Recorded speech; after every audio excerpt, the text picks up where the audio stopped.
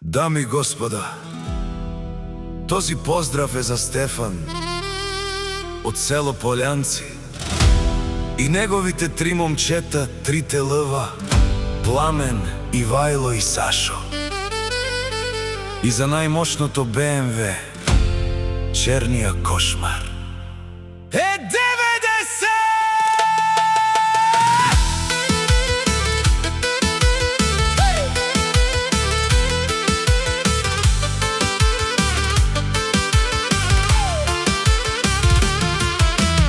Идва тази песен само за Стефан шампиона и цялото семейство от село Полянци. Всичките знаят тези шампиони. За Стефан и неговите трима сина, за водещата сила в момента.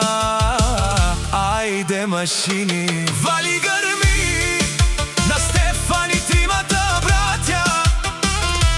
Пак им върви, ефтино купуват, ефтино продават. Непобедима сила в цяла България.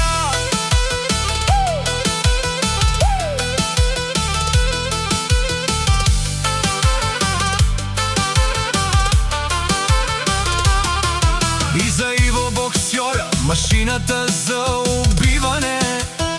С тези братя няма 6-5, те винаги са най-отпред. За Иво с пожелание за още много успехи.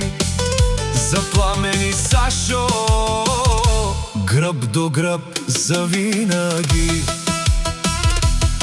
Да не забравим и черното БМВ, разбива всеки, до който се побере. Дали на късо или дълго, все ще те бие. Толкова ще те дърпа, че свят ще ти се завие.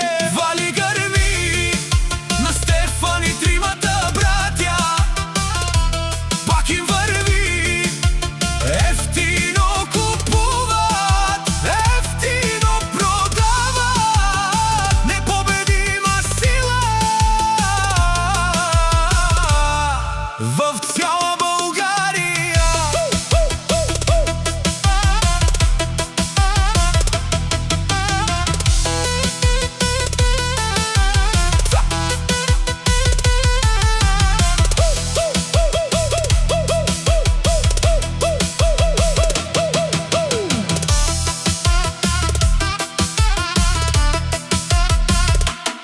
Да имаш трима сина, това си е благословия. Татко Стефан много се гордее с вас. Искам се да сте задружни и взаимни, да мачкате живота, а не живота вас.